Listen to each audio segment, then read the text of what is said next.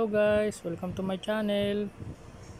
Magluluto po kami ng ulo ng yellowfin guys. Isisigang po namin. Yan po guys oh. Sariwang yellowfin. Una po ay nagpainit ng tubig at kumulo na siya. Ilagay po yung sibuyas, bawang, kamatis. Yan po guys, ang sarap po umigop ng sabaw ng fresh ulo ng yellowfin. Isisigang po namin guys. Yan. At naulan ngayon, magluluto po kami ng yellowfin na sinigang. Sarap humigop ng sabaw. Yan guys.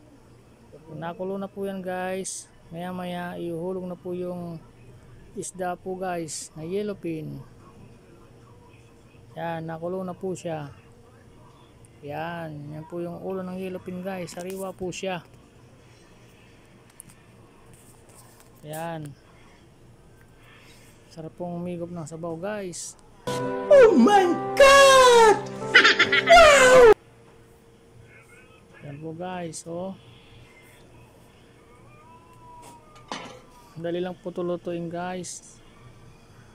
Kasi ano lang po ito, isda. Yan. Nakulo po yan guys.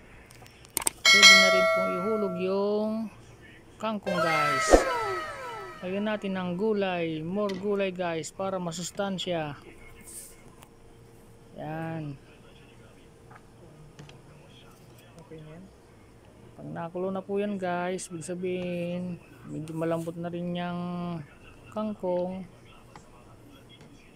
Mamaya titimplan din natin guys ng pampaasim. Yan.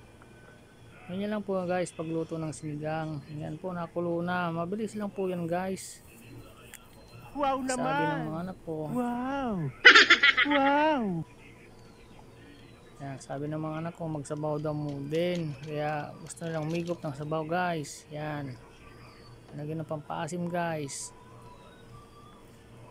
Yan. Tansyahin nyo lang guys. Tapos tikman. Diba guys? Gustong makahigop ng sabaw. Sariwang ulo ng yellowfin sinigang guys. A few moments later. Yan, luto na guys. Kanin na lang ang ulam. Wow, mainit-init na sabaw. Masarap humigop dahil naulan. Yan guys. Oh, sarap niyan guys, ulo ng yellowfin. Mahilig po ako sa mga malaking isdang ulo guys. Tapos isisigang guys. Sarap po yan guys, sisigang guys.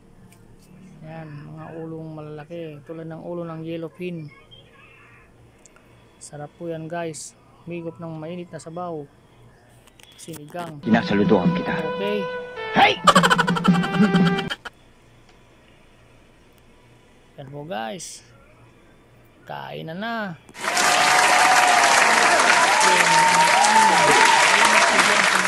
Guys, salamat sa inyong lahat, sa mga nag-subscribe sa akin. Thank you po sa ulitin. Yan, may sili pa. Alright guys.